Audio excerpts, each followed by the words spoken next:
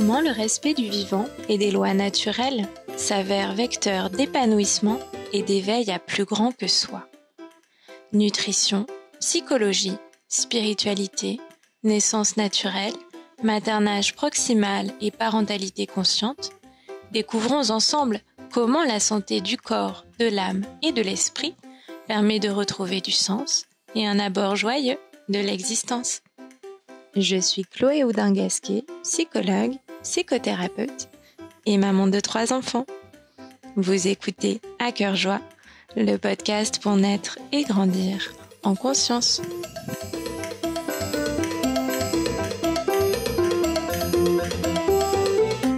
Aujourd'hui, je reçois Audrey qui a fait le choix de parcourir le monde dans un voilier avec ses 4 enfants qui sont instruits en famille. Bonjour Audrey. Salut Chloé. Audrey, tu es conseillère en huile essentielle et tu es également doula. Est-ce que tu peux nous expliquer ce qu'est une doula ? En fait, c'est une femme qui va accompagner une autre femme dans un processus, un passage de vie qui est important. Donc, elle va l'accompagner de façon émotionnelle et parfois spirituelle. Je pense qu'à l'époque, c'était vraiment comme ça. C'est un métier qui existe, je pense, depuis plus longtemps dans les pays anglo-saxons et qui arrive tout juste en France. Depuis quelques années, mais qui a tendance à se démocratiser. Donc, doula, ça veut dire en grec au service des femmes. Donc, concrètement, c'est une personne qui va accompagner une autre femme, voire même un couple, ou même au sens plus large, une famille, dans un passage de vie donc, qui se situe surtout au niveau de la natalité, de la périnatalité. Et elle va l'accompagner de façon émotionnelle et vraiment émotionnelle, spirituelle et pas du tout de manière physique. Bien évidemment, on sait que les deux sont liés. Maintenant, on sait. Donc, on sait que si on travaille de façon sur l'esprit, sur l'émotion, sur le bien-être, on va du coup aussi avoir une grossesse physique plus sereine. Mais la doula, elle travaille pas que en périnatal non plus, parce que c'est là qu'on connaît le plus, mais elle va travailler aussi, par exemple, passage de mère à grand-mère, un passage vers la mort, donc vers la naissance, vers la mort, vers un deuil. Elle va pouvoir avoir un soutien, c'est vraiment un soutien émotionnel qui va être un passage de vie. Voilà. Et donc la doula, elle va dans son activité, elle va faire appel à plusieurs outils. Donc, on parle de vraiment il y a une dimension holistique qui va prendre en compte la globalité du corps et de l'esprit. Et donc, chaque doula a un peu sa couleur. Et va travailler peut-être plus sur de la sophrologie, de la méditation, juste de l'écoute active, juste de la présence. Et d'autres doulas vont utiliser d'autres outils qu'elles ont et qui les appellent. Moi, personnellement, j'aime beaucoup l'utilisation des huiles essentielles parce que c'est naturel, mais c'est en même temps très puissant. Et puis, on peut travailler de façon globale, que ce soit physique, donc pour soulager des maux physiques autour de la périnatalité, mais surtout au niveau émotionnel. Et ça, c'est quelque chose qui m'attire vraiment. Voilà. Qu'est-ce qu'il y a comme huile essentielle, par exemple, que tu aimes bien conseiller pendant la grossesse ? Alors, on va pouvoir utiliser, par exemple, tout ce qui est nausée, par exemple. Donc ça touche vraiment beaucoup de femmes. Et bon, au jour d'aujourd'hui, c'est madame, vous avez la nausée, tant que vous êtes sur pied, on va pas vous supporter. Hein. Alors qu'en fait, juste en olfaction, le citron fait un bien fou, le gingembre. Et puis, il y a aussi des synergies à base de menthe et de citron, de gingembre, qui vont être encore plus efficaces que les huiles. Quand elles sont en synergie, elles fonctionnent encore mieux. Donc voilà, c'est des choses qui fonctionnent, dont on ne parle pas. Après, on va pouvoir aussi travailler sur tout ce qui est sommeil, angoisse, mais toujours même en olfaction.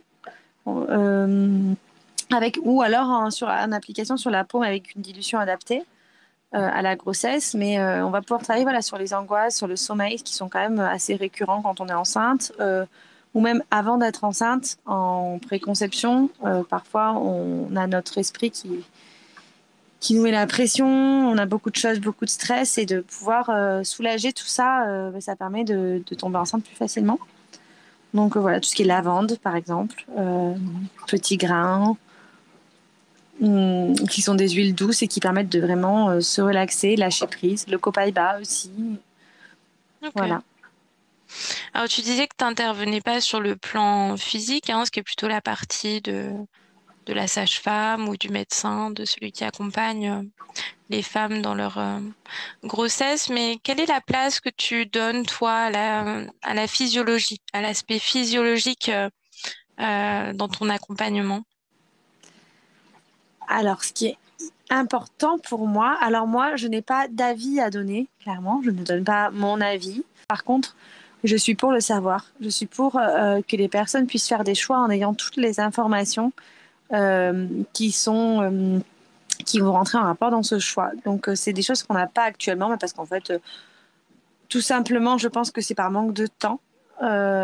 Et en fait, ben souvent, quand on est enceinte, on a des choix à faire, mais on ne nous donne pas vraiment les effets secondaires. De toute façon, chaque choix comporte son lot d'effets positifs et d'effets négatifs. Donc moi, vraiment, ce qui est important pour moi, c'est que la personne puisse me partager ses doutes et que je puisse la guider en lui donnant les informations pour qu'elle puisse faire des choix éclairés.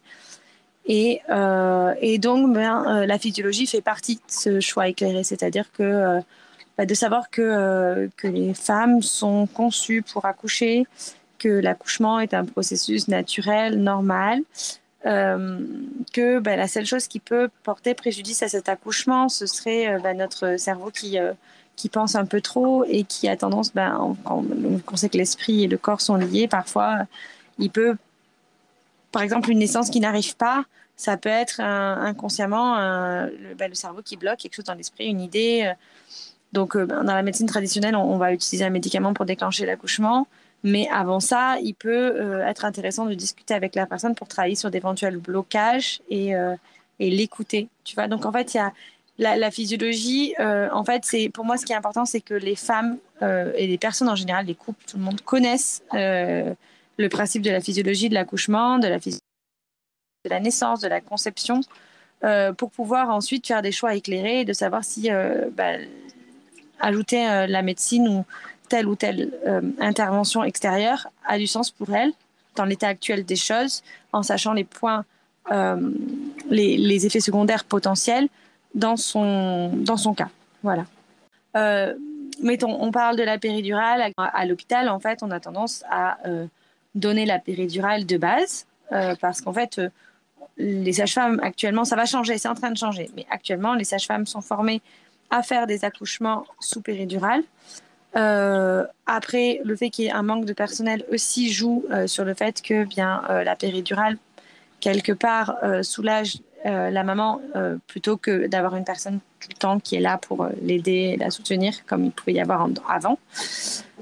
Mais on ne dit pas que la péridurale peut ralentir l'accouchement, que la péridurale peut empêcher la maman de prendre des positions qui vont favoriser un accouchement physiologique. Donc, indirectement, peut Et réduire favoriser... les interventions. Voilà, que peut justement engendrer d'autres interventions extérieures, peut une déchirure, par exemple, voilà, ou un allaitement un peu plus long à se mettre en place parce que le produit est passé. Si on a eu beaucoup de péridurale pendant longtemps, ça peut endormir un peu la maman et endormir un peu l'enfant. Enfin voilà, il n'y a rien de très grave, mais juste voilà, connaître, savoir ce que ça peut engendrer, ce qu'on n'a pas forcément le temps de dire. Ce dont on nous informe pas, tout simplement. Exactement, oui, c'est ça. Il faudrait poser des questions et encore, c'est pas toujours évident d'avoir des réponses. On peut se faire dicter sa conduite aussi souvent parce que on met en avant la sécurité de l'enfant, la sécurité de la mère, et du coup on se retrouve finalement presque sans avoir le choix. Parce que personne n'a envie de mettre sa sécurité en danger, ni celle de son enfant. Donc, c'est pas toujours des renseignements toujours éclairants qu'on a. La société a dévié depuis déjà trop d'années et les formations et tout ce qu'ils ont eu comme les professionnels les professionnels qui sont vraiment formés à la physiologie sont rares en fait. Voilà. Hum, hum. Et donc Ouais. et puis ils ont Et peur. s'interroger de pourquoi. Voilà. Et puis on leur fait peur aussi en leur disant que si ça se passe mal, ils vont, c'est sur eux que ça va retomber, donc ils ont peur de ça. Et C'est ça. par exemple Il y sur a une des enjeux. césarienne, voilà. Sur une césarienne, mais on sait qu'il y a tant de risques on sait qu'il y a c'est officiel, c'est un protocole, on sait qu'il y a, je sais pas, 15% de risque que ton bébé part en néonat parce qu'il a des problèmes respiratoires après une césarienne. C'est un fait, c'est écrit. Donc si ça s'avère le cas, on pourra dire ok, mais ça on le sait, donc ça fait partie des risques et c'est marqué. Alors que donc ils ont l'impression d'être dans la maîtrise en fait, parce Hmm. que voilà, il y a des statistiques qui sont faites, donc c'est ça aussi. En dehors de tes activités de doula, donc tu vis actuellement dans un voilier et tu sillonnes la planète avec tes 4 enfants de moins de 10 ans, je crois. C'est ça? C'est ouais, 10, 8, 19, 6 et 4. Qu'est-ce qui t'a donné envie de partir en famille comme ça autour du monde? On s'est toujours senti un petit peu en décalage, je pense. Donc il y a ça, il y a que je pense qu'on s'est toujours senti un peu en décalage avec ce qui se passe en France. On a ressenti ce besoin d'aventure et de challenge, de se dépasser déjà quand on était très jeune. Moi j'avais 23 ans et lui, voilà, on avait 25 ans. On est parti en 2008 de France et on a eu envie de voir comment ça se passait ailleurs, d'avoir des challenges et voilà, de voyager. Donc, je pense qu'il y avait une partie de nous qui n'était pas en accord. Et puis, le fait d'être plus loin, en fait, tu sais, le fait de ne pas être dans son pays, ça fait que ce qui se passe dans ton pays, ça t'affecte moins parce que t'es pas là. Et en même temps, ce qui se passe dans l'autre pays, vu que c'est pas le tien, ça t'affecte pas non plus parce que c'est pas le tien, tu vois. Tu te mets un petit peu, c'est un peu une façon de se protéger finalement, je pense, tu vois, maintenant qu'on discute, de se protéger voilà, des idées pour lesquelles on n'était pas forcément 100% raccord. Et Hmm. puis rester on avait envie d'avoir une belle vie et pas se morfondre, etc., dans ce qu'on voyait qui allait pas. Et donc, on a décidé de voyager. Et donc, pourquoi vraiment on a décidé de partir? Parce qu'en fait, on a voyagé, mais on a aussi beaucoup travaillé. On travaillait tous les deux beaucoup pendant plus de 10 ans. Et on a eu en même temps 4 enfants avec les sommeils, les nuits que tu connais. Donc, tout ça a mélangé. Ça a été humainement assez intense. Et les enfants grandissant à une vitesse assez incroyable, au bout d'un moment, on s'est posé, on s'est dit mince, mais en fait, c'est quoi cette vie de travailler autant de temps, de confier nos enfants autant de temps? Et puis quand on les voyait, on n'avait qu'une envie, c'était qu'ils aillent se coucher parce qu'en fait, on était fatigués, quoi. Hmm. Et donc, on a essayé de se remettre en question et puis on s'est dit, ben écoute, on va faire un voyage dans 5 ans. 5 ans, on fera le tour d'Europe en camping-car. Parce que moi, le voilier, je connaissais pas trop et c'était un peu trop d'inconnu pour moi. Donc, on a dit camping-car tour d'Europe. Et puis, en fait, à partir du moment où on a dit ça, on s'est rendu compte qu'on se sentait encore plus mal dans notre vie actuelle. On a commencé à encore plus pointer les effets négatifs de notre vie. Et on s'est dit que on allait. Enfin, après, plusieurs choses sont rentrées en ligne. Mais on s'est dit que c'était le moment, en fait, qu'il fallait pas attendre 5 ans. Tu sais, parfois, on se dit toujours, il faut attendre, on va attendre, puis on passe jamais à Hmm. l'action. Là, on s'est dit, en fait, c'est le moment, c'est maintenant qu'il faut y aller. Hmm. Et donc, on a pris cette décision. Et 1 an après, on a acheté ce voilier. Alors, comment on est passé du camping-car au voilier? En arrivant en France, on s'est dit, tiens, on va visiter. On avait repéré ça. C'est une marque, un constructeur de voiliers à La Rochelle. Et puis, on s'est dit, tiens, on va visiter. Ça coûte rien de visiter, en fait. Hmm. Et on a visité. Et puis, on a eu un coup de cœur. Et puis, on a eu un coup de cœur avec le personnel de l'entreprise aussi. Je pense que ça a fait beaucoup. Et on s'est dit, OK, on Hmm. n'y connaît pas grand-chose. Mais on a du personnel qui a l'air de se connaître son sujet et qui était prêt à nous accompagner pour nous aider à nous lancer. Et donc, il y avait une autre famille que je connaissais qui était partie en camping-car et qui, 3 mois après être partie, avait le camping-car qui était HS. Hmm. Ah Accident, oui. mais même pas accident. Je crois que c'était une panne de moteur, mais qui était arrivée comme ça en surprise. Et en fait, moi, j'avais l'impression que c'était qu'il pouvait y avoir moins d'accidents parce que je connais pas en camping-car. que ça pouvait être plus safe et en fait pas forcément. Donc c'est aussi ça qui est rentré en ligne, je pense. Je me suis dit en fait c'est pas. Et puis trouver un camping-car, c'était compliqué pour 6. Enfin, il y avait plein de trucs compliqués donc. Et vous avez le pied marin tous les deux? Pas du tout, on n'a jamais fait de bateau. Mais ça, je pense que les gens qui vont nous écouter, ils vont nous prendre pour des fous. Mais on n'avait jamais fait de bateau. Alors, mon mari fait beaucoup de surf. Il a toujours aimé la mer. Au début, il voulait être dans la marine quand on s'est rencontrés. Mais moi, j'avais mis un petit veto en disant que j'allais pas pouvoir tenir le coup 6 mois par an toute seule. Et du coup, il l'a pas fait. Mais lui, il aime bien la mer. Il a toujours aimé. Et moi, j'aime bien voir la mer. Et c'est tout, tu vois. Et on n'a jamais fait de bateau. Du coup, quand on s'est dit on va faire ça dans 5 ans, on s'est dit bon, ok, on va faire une journée sur un voilier avec un copain skipper. Donc, on a peut-être fait 2 fois une journée avec ce copain-là. Puis après, on a loué l'été suivant, 10 jours un bateau en Bretagne avec lui. Et puis c'est tout. Vous vous êtes lancé. On s'est lancé, on a passé nos permis, on a fait des formations théoriques. On s'est posé la question de louer un voilier plusieurs semaines l'année dernière pour se faire la main. Donc. Et puis en fait, on s'est dit que vu les prix des locations, c'était quand même assez énorme et qu'on allait avoir notre voilier dans 6 mois. Donc à la limite, on n'a pas de timing particulier. Donc si on sentait qu'il fallait rester 3 semaines pour faire des ronds dans l'eau, eh bien on le ferait quoi. Donc avant de partir.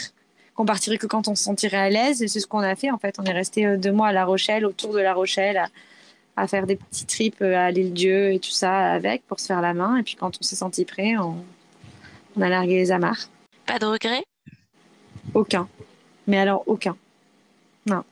T'as forcément des doutes. Déjà t'as des doutes. Quand tu prends une telle décision, quand tu quittes un emploi, quand tu quittes toute ta vie, tu pars pour... tu connais ton endroit, tu connais ton travail, tu connais tout et tu es dans l'inconnu complet quand tu quittes tout ça. Après, nous, c'est ce qui nous fait vibrer, cet inconnu. Donc, bon, voilà, c'est pas, je conviens que ce soit pas tout le monde qui soit dans le même délire, mais nous, on aime bien. Et donc, tu as forcément plein d'inconnus, donc tu as forcément des doutes et tu as aussi des personnes autour de toi qui te mettent le doute. Vous êtes sûr que vous voyez ce que vous avez quitté, vous allez peut-être pas retrouver une situation comme ça, vous sortez vos enfants de l'école. Voilà, tu as beaucoup de personnes qui vont donner des doutes et même des proches. Donc tu doutes, mais 9 mois. Donc là, ça fait 9 mois qu'on est parti et tout commence à bien rouler et on a vraiment aucun. En fait, on est parti, tu vois, on s'est dit, écoute, on part 3 ans. Mais si y en a un ou deux qui ça va pas, on arrêtera. Si on veut s'arrêter pendant le voyage dans un pays pendant 3 ans, on peut s'arrêter. Enfin, tu vois, on s'est pas imposé quelque chose. C'est très important de communiquer. Par contre, là, ce qu'il en ressort depuis 9 mois, c'est qu'on est super content, qu'on a envie de ralentir et de pas avoir envie de pression. Donc, tu vois, maintenant, c'est plus 3 ans, c'est 4 ans, voire plus. On est en train de se dire qu'on continuerait bien notre vie sur un voilier. Peut-être que ça aura pas lieu, peut-être que ça aura lieu, mais en tout cas, on a, tu vois, la preuve qu'on n'a pas de regrets, quoi. Voilà, pour le moment. Ouais. Et tes enfants, donc, ils sont en IEF depuis votre départ. Ils étaient scolarisés avant? Oui, alors ils sont même en IEF depuis 1 an avant le départ, en fait. Depuis qu'on a décidé qu'on allait faire ce voyage, il s'est passé 1 an entre le moment où on a choisi le bateau et le moment où on a reçu le bateau. Et on en a profité pour lancer l'IEF pendant cette année-là. Et on a bien fait, je pense, parce qu'au moins, on va de nouveauté en nouveauté. Il n'y a pas tout d'un coup à mettre en place. Donc, ils étaient scolarisés dans une école française à l'étranger. Et donc, eux, ils ont l'habitude du changement. C'est des enfants qui ont l'habitude de changer d'école. T'étais pas en France, c'est ça, avant, du coup? Voilà, ouais. C'est des enfants qui ont déjà fait plusieurs écoles, qui ont même été changés d'école en cours d'année. Nous, c'est quelque chose pour lequel on est super d'accord. Du moment, en fait, moi, je pars du principe que du moment que les parents sont alignés avec ça et qu'ils sont heureux et qu'ils sont OK avec ça, bah, les enfants, ils sont heureux aussi, en fait. Si les parents voient pas de problématique là-dessus, les enfants voient pas de problématique. Bon, après, ça, c'est mon avis sur la question. Je conviens qu'on n'est pas tous le même avis et pas tous les mêmes choix. Mais en tout cas, nous, ça s'est toujours bien passé. Donc, voilà, pour mettre les choses dans le contexte, c'est des enfants qui ont l'habitude du changement. Et comment ça... Donc, ils étaient à l'école. Ça se passait relativement bien. Surtout très bien pour mon aîné, qui avait sauté une classe et qui se sentait plutôt très bien à l'école. Ça se passait un peu moins bien pour mes autres enfants. Ma seconde, elle n'était pas trop scolaire.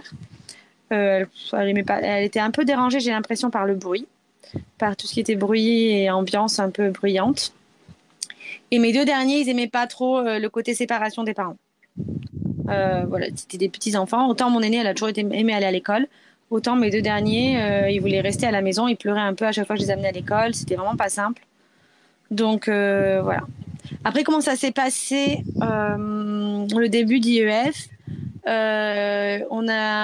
Qu'est-ce qu'on a choisi, si tu veux, comme méthode? Parce qu'en fait, il existe plusieurs méthodes de scolarisation, d'instruction en famille.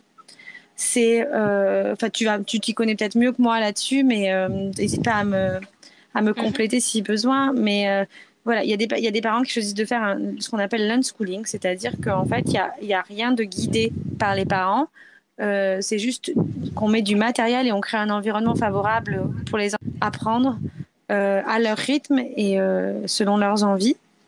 Ouais, c'est des apprentissages autodirigés par l'enfant. Donc effectivement, le rôle du parent, c'est de fournir un environnement varié, riche, pour qu'il puisse s'en saisir et développer ses apprentissages à partir de ce qui l'intéresse. Et ce sera l'objet d'un autre épisode parce que c'est très intéressant. Ah oui, je trouve ça hyper intéressant. Moi, c'est une notion qui m'a toujours intéressée. De toute façon, j'ai toujours été curieuse de voir des reportages et de lire des livres sur l'unschooling. Hmm. Parce qu'on a des témoignages qui sont assez incroyables. Il y a des films aussi que tu Oui. pourras recommander qui sont géniaux. Et Donc, il y de avait cette... devenir. Ouais, ah, il y en Hmm. a plein. Trop bien. Et donc, il y a cette option-là. Il y avait cette option-là. Il y avait l'option, on fait 100% dirigé avec une méthode qui existe de cours privés. Et il y avait une option. Moi, j'avais bien envie de tester l'unschooling, mais j'avais quand même une petite voix qui me disait que pour l'insertion, si plus tard ils ont envie de faire des études particulières, c'est quand même difficile d'apprendre les français et le maths à un certain niveau de manière autonome. Euh, du coup, on a coupé la poire en deux. On a dit qu'on faisait le français et le maths en dirigé et le reste en non dirigé. Donc voilà, c'était comme ça qu'on est parti en tout cas, pas de notes, pas de pression, pas de renvoi de devoirs, on a vraiment choisi l'option chacun fait à son rythme, donc il n'y a pas de compétition. Et puis pour tout ce qui est non dirigé, ben, j'ai acheté des livres, je leur propose des vidéos, des podcasts, et puis on les laisse. Ils lisent des romans aussi qui sont historiques. Et puis après, ben, de par notre voyage, on va forcément aborder plein de notions. Hmm. Donc voilà, mais finalement, tu vois, on a quand même les cours dirigés des autres matières et j'ai parfois les enfants qui se plongent dans l'histoire ou dans la géographie dans leurs cours dirigés. Tu vois, par exemple, c'est des jours où ils n'ont pas forcément envie de travailler les français et de maths, mais on leur dit, bah, prends ce que tu veux. Et donc, bah, ils vont prendre l'anglais, par exemple, aussi, tu vois. Hmm. Voilà. Et t'as noté quoi comme changement chez tes enfants depuis ce nouveau mode d'instruction? Hum, J'ai noté que mon aînée, elle était très scolaire et plutôt compétition, tu vois. C'était assez stimulée par ça. Donc, elle se met moins la pression quand même. Elle se met moins la pression. Par contre, elle avance toujours aussi vite, donc elle a beaucoup de temps pour elle. Elle a énormément de temps pour faire autre chose, pour lire. Du coup, elle lit beaucoup. Elle dessine beaucoup. Enfin, elle fait beaucoup d'autres choses.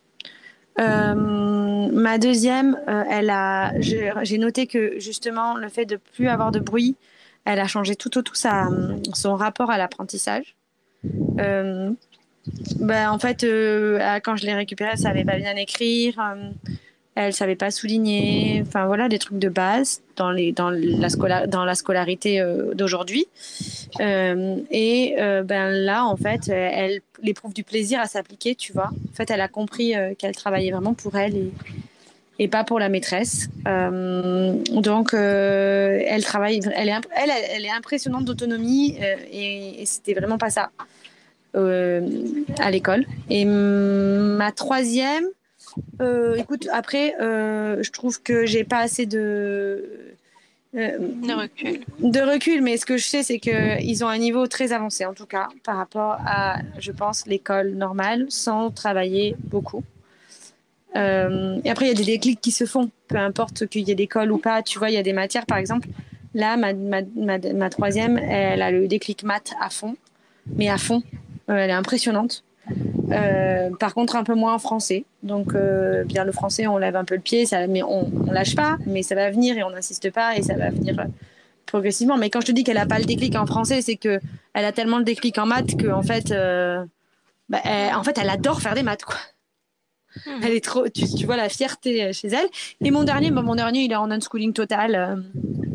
Parfois, il demande à faire du calcul ou des lettres et là, on va lui donner la réponse. Mais ça dure 10 minutes à cet âge-là. Il est en moyenne section. Mais 10 minutes, c'est déjà énorme. Donc, il devrait être en moyenne section, si tu veux. Mais... Mhm. Mhm. L'école n'était pas obligatoire avant 6 ans, il y a encore quelques années. Donc, Il semble que c'est encore comme ça dans certains pays. l'école à 6 ans, oui, oui. Ouais. Bah, notamment en Suède, dans les pays du Nord, effectivement, il n'y a pas d'école avant 6 ans. 6 ans, 7 ans. Oui. Ce qui est sûr, c'est que moi, je trouve que si je voulais te rajouter que je trouve que la méthode d'apprentissage, alors je pense que c'est pas toutes les écoles pareil, ça c'est mon avis personnel, mais la méthode d'apprentissage de lecture des enfants actuellement, elle est juste indigeste, quoi. Et Mhm. en tout cas, j'ai vu qu'ils avaient, enfin, heureusement, moi, je leur ai un peu appris à lire des bases, hein, peut-être. On faisait quoi, 10 minutes par semaine, parce qu'en fait, ils n'allaient pas à l'école toute la journée, vu qu'on était à l'étranger, ils allaient à l'école que le matin. Donc, je prenais 10 minutes pour faire des petits jeux type Montessori autour des lettres. Et ils ont appris à lire comme ça, en faisant des jeux. Mais je me dis heureusement, parce que quand ils sont arrivés en CP, heureusement qu'ils avaient déjà des bases, parce que les apprentissages de lecture, enfin, même moi, je trouvais ça trop dur, quoi. Enfin, c'était de la lecture de B, ba, pa, ra, pa, pendant des heures et des heures et des heures après une journée d'école. Enfin, Mhm. ouais, je trouve que c'est dommage qu'on n'apprenne pas. Bon, c'est en train de changer. Franchement, j'espère que je touche du bois. J'ai quand même l'impression que c'est en train de changer, mais l'apprentissage par le jeu, il fait quand même du sens, quoi.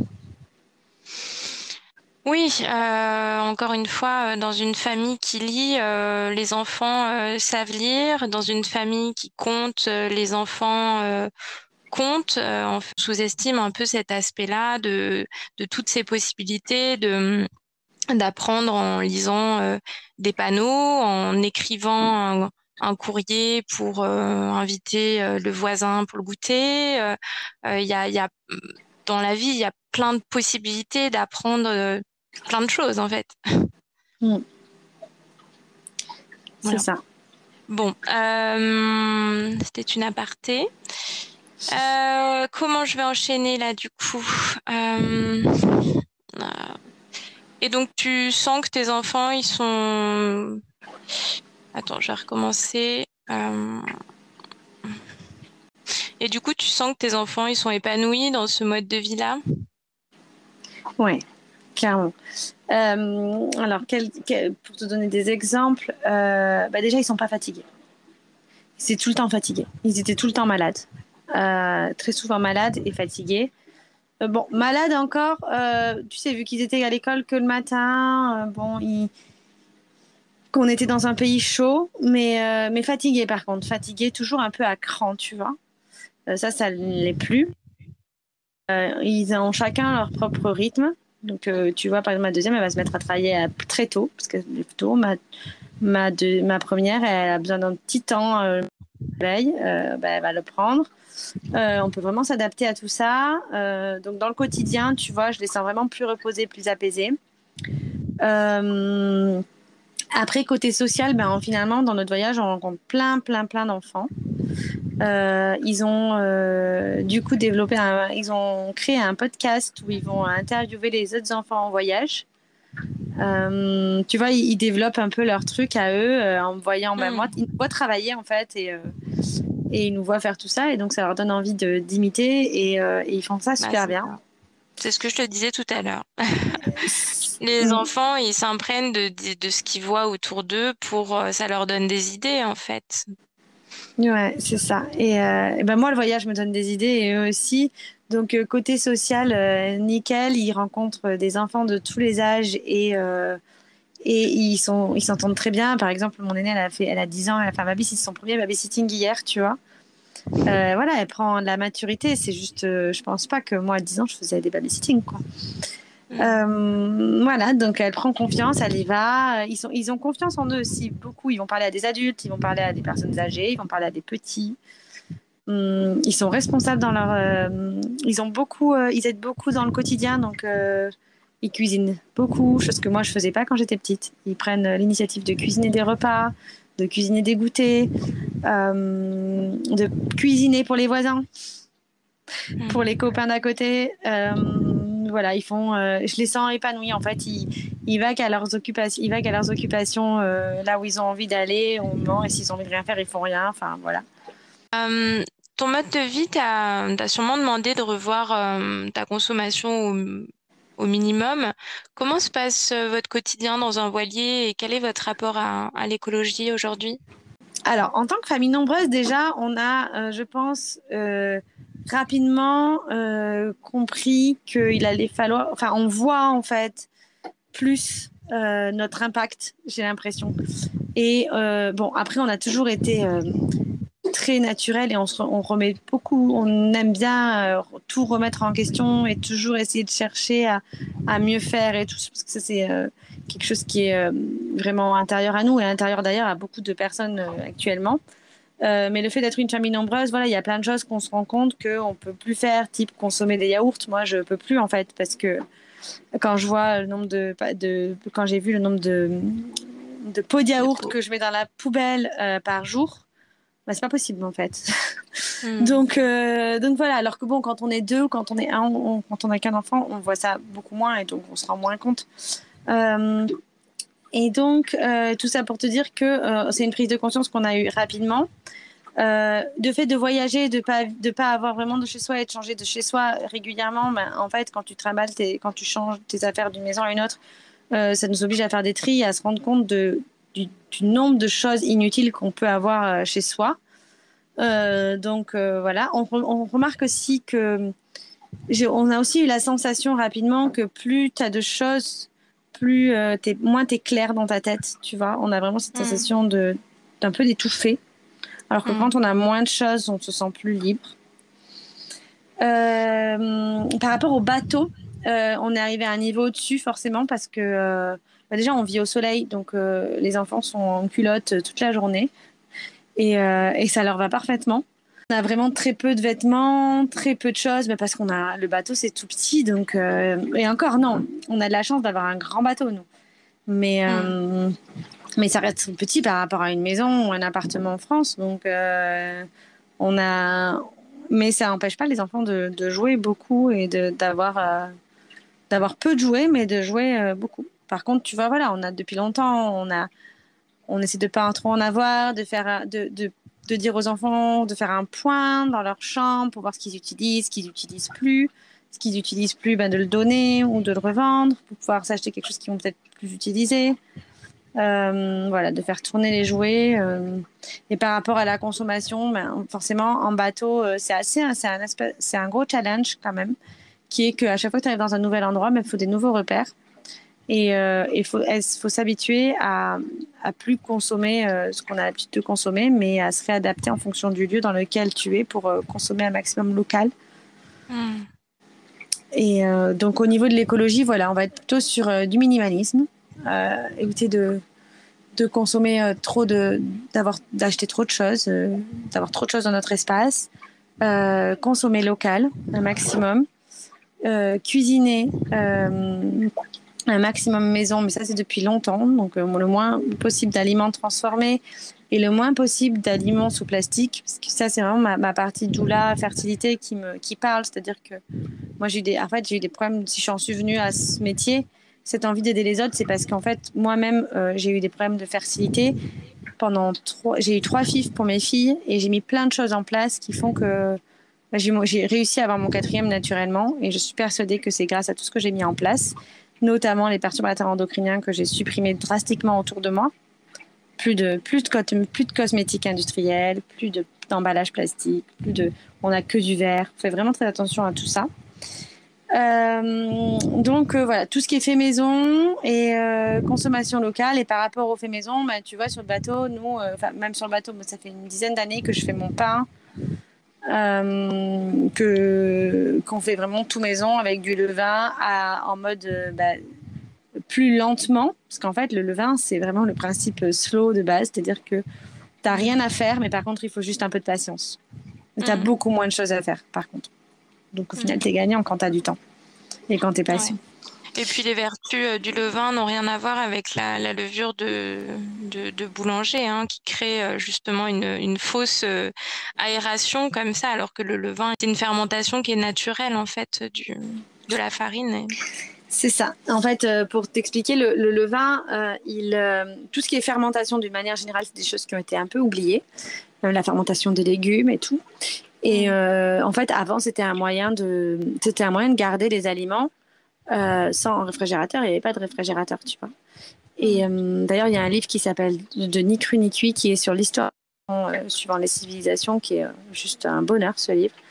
Et donc ça, c'est quelque chose d'écologique. C'est-à-dire que nous, par exemple, on a un tout petit frigo et bien, on essaie de faire des conserves, des légumes fermentés.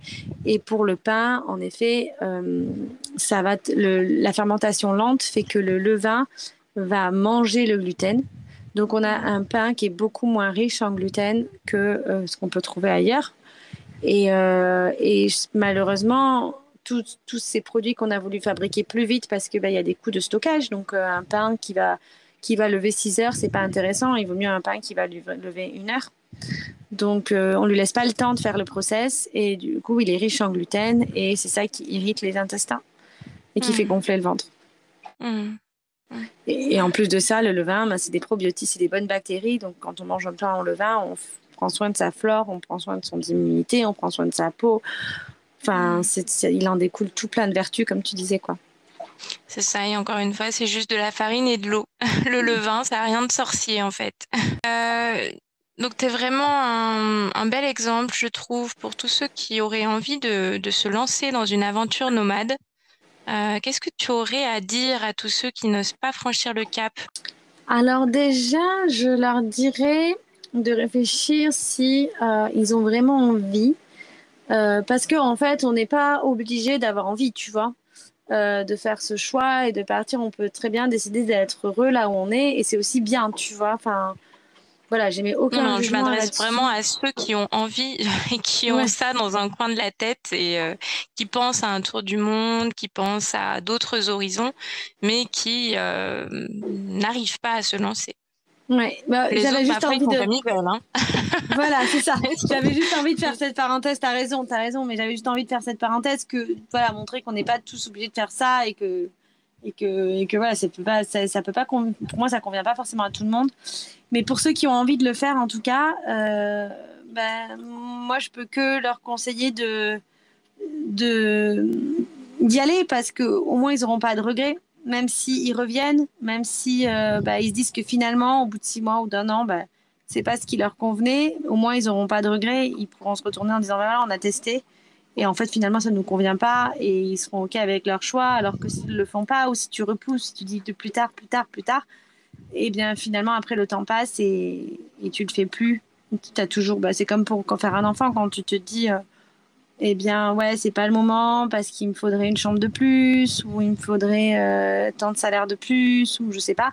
Eh bien, finalement, tu le fais pas, le temps passe et après, ça devient plus compliqué, tu vois. Donc, moi, je dis qu'il faut actionner, se renseigner, discuter, échanger avec des personnes qui font le projet qu'ils ont envie de faire pour voir quels sont les challenges qu'ils vont rencontrer dans les prochains mois et semaines et puis de se lancer parce que ça vaut vraiment le coup.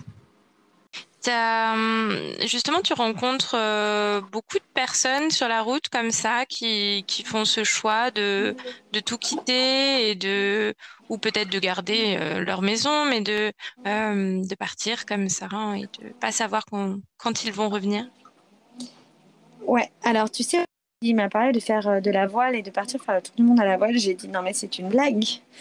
J'avais l'impression qu'il avait juste pété un câble en fait. Et Et en fait, j'ai commencé à me renseigner, à regarder un peu autour de moi et je me suis rendu compte que oui, en effet, il y avait des familles qui faisaient ça.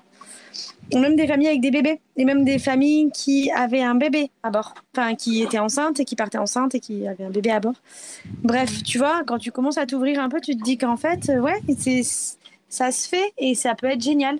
Et du coup, progressivement, l'idée s'est faite dans ma tête. Et puis, j'ai commencé à parler avec des mamans qui faisaient ce voyage. Et j'ai commencé à me projeter et à me rassurer.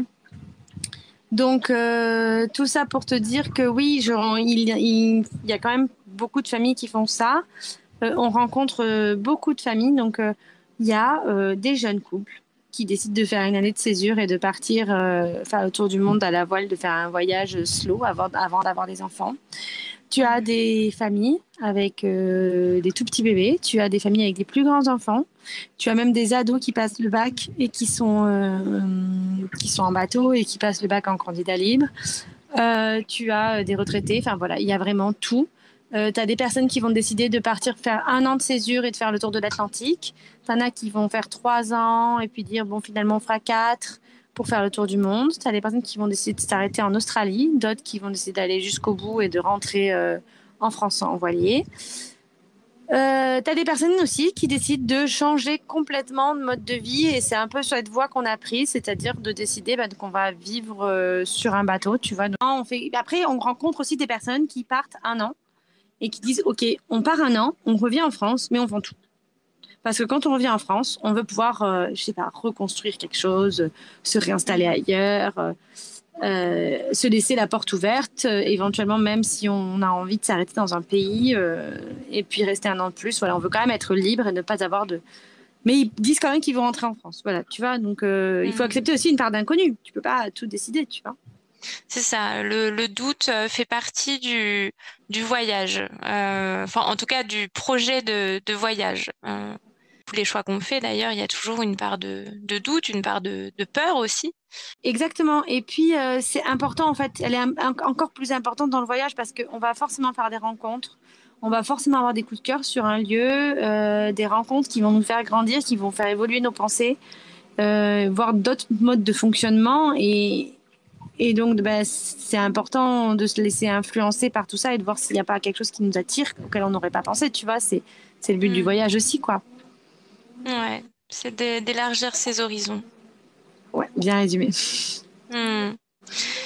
Merci beaucoup Audrey, vraiment pour ton témoignage qui est hyper enrichissant, je trouve, et qui peut donner l'envie de se lancer, de déconstruire un peu ses doutes, ses peurs et redevenir acteur de sa vie, s'emparer de sa liberté et créer la vie dont on rêve. Donc vraiment un grand merci pour ton partage. Merci beaucoup d'avoir pensé à moi et de partager, de donner envie aussi. Je pense que c'est bien que... en tout cas, moi, j'ai écouté beaucoup de témoignages de familles avant de prendre la décision. Et donc, apporter le mien maintenant, c'est une grande fierté. Ouais, merci à toi. Et puis, bonne route. Merci, Chloé. À bientôt, Audrey. Bye bye. Si vous avez aimé cet épisode, n'oubliez pas de le liker et de vous abonner à la chaîne YouTube du podcast À Cœur Joie. Merci beaucoup de votre écoute et prenez bien soin de vous.